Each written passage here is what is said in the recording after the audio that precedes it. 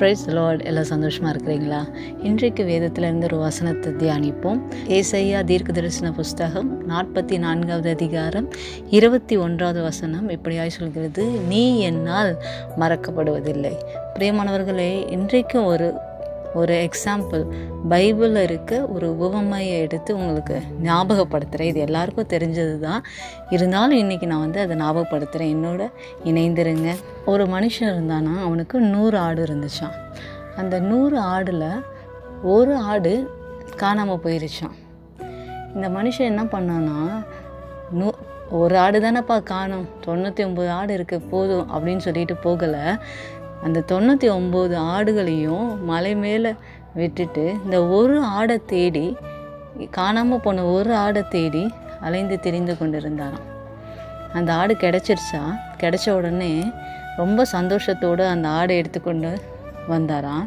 வரும்போது அவர் உள்ள எப்படி இருந்துச்சுன்னா, 99 ஆடு போகாத, காணாமல் போகாத, பத்திரமா இருக்கிறது குறித்து அவர் சந்தோஷப்படலையா, அந்த ஒரு ஆட்டுக்காக சந்தோஷப்பட்டாராம்.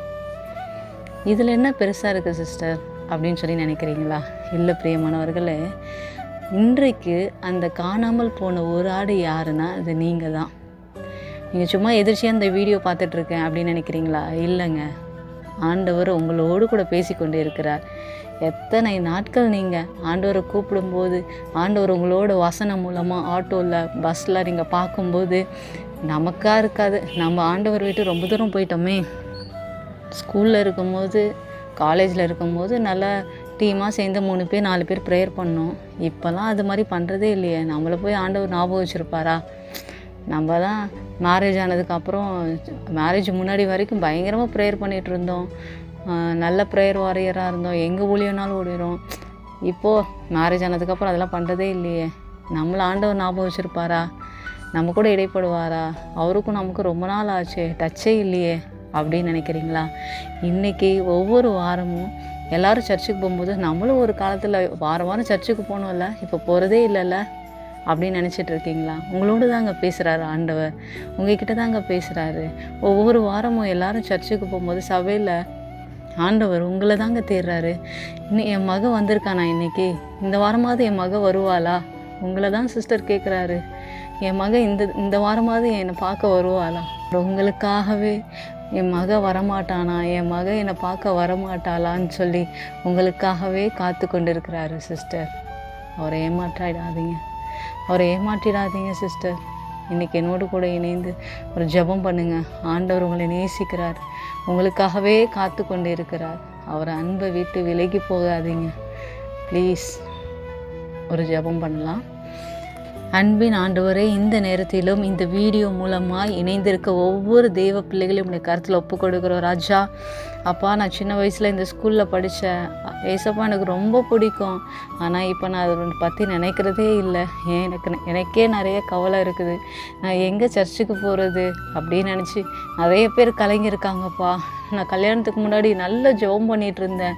ஒவ்வொரு வாரம் கூட மிஸ் பண்ண மாட்டேன். எல்லா ஊழியத்துக்கு போவேன், நல்லா ஜெபிப்பேன். இப்போ எனக்கும் ஆண்டவருக்கு ஐக்கியமே இல்லையே அப்படின்னு சொல்கிறாங்கப்பா இந்த பிள்ளைகள். அப்பா, தங்களை ஒப்பு கொடுக்குறாங்கப்பா. ஆமாம் சிஸ்டர், இது உண்மைதான் சொல்கிறாங்கப்பா. தேவனே, இன்றைக்கு அப்பா இந்த வீடியோ மூலமாக இணைந்து அவர்கள் மனம் கசந்து தாங்கள் செய்த தவறை அப்பா ஒற்றுக்கொள்கிறாங்கப்பா, ஒப்புரவாகிறாங்கப்பா. இன்றைக்கு அவர்களை தொடுங்க ஆண்டவரே. இன்றைக்கு நான் வந்தேன், ஆண்டவரை ஏற்றுக்கொள்வாரா? இன்றைக்கி நான் வந்தேன், நான் ஏசப்பனை ஏற்றுக்கொள்வாரா அப்படின்னு கேட்குறாங்கப்பா. இன்றைக்கி நான் ஜெபம் பண்ண திரும்பி இன்னிலேருந்து நான் ஜெபத்தை ஸ்டார்ட் பண்ணுறேன்னு சொல்கிறாங்களா? அப்பா, இன்னிலேருந்து நான் ஜெபிப்பேன் சிஸ்டர்ன்னு சொல்கிறாங்கப்பா. ஆண்டவரே, அவர்களுக்காக மனதிறங்குங்கப்பா. ஆண்டவரே, அவர்கள் இருதயத்தில் நீங்கள் பேசுங்க ஆண்டவரே. இன்றையிலிருந்து அவர்கள் இழந்து போன எல்லா சமாதானம், சந்தோஷம் அவர்கள் வாழ்க்கையில் ரெட்டிப்பாய் கிடைக்கும்படியாய் ஜெபிக்கிறோம் அப்பா. ஆண்டவரே, அவங்க எந்த நிலைமையில் இருக்கிறாங்களோ அந்த நிலைமையோடு கூட உம்மிடத்தில் வந்து ஒப்புரவாங்கிறாங்கப்பா. என் தேவன் அவர்களை ஆசிர்வதிங்க அப்பா. மீண்டுமாய் அவர்களை மார்போடு அணைத்து கொள்ளுங்க ஆண்டவரே.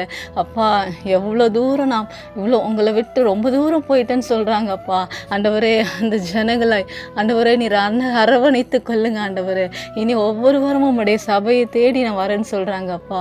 அவர்களை ஆசீர்வதிங்க ஆண்டவரே, அவர்களை ஆசீர்வதிங்க அப்பா. ஆண்டவரே, நீ சொல்லியிருக்கிறேன், நீ என்னால் மறக்கப்படுவதில்லை என்று. அப்பா, மனுஷங்க மறந்து போயிட்டாங்கப்பா, என்னை நேசிக்க ஒருவர் இல்லைப்பா அப்படின்னு சொல்கிறாங்கப்பா. அவர்களுக்கு என் தேவாதி தேவன் அப்பா அவர் சமாதானத்தை கட்டளையிடுவீராக. நான் இருக்கிற மகனே, நான் இருக்கிற மகளே, உன் காயங்களை கட்ட, உன்னை மீண்டுமாய் தூக்கி நிறுத்த, உன்னை ஆசிர்வதிக்கவே ஆசிர்வதிக்க நான் இருக்க மகனே மகளே என்று ஆண்டவர் உங்களோடு கூட இடைப்பட்டு கொண்டிருக்கிறார்.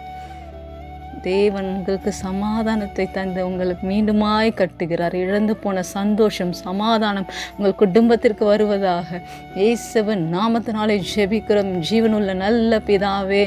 ஆமேன், amen. Hallelujah. God bless you. எதை குறித்து கவலைப்படாதீங்க. மீண்டுமாய் உங்கள் பக்கத்தில் இருக்க சபைக்கு போங்க. ஆண்டவர் உங்களை நேசிக்கிறாருங்க. அவர் அன்பை விட்டு விலகி போகாதீங்க. God bless you all.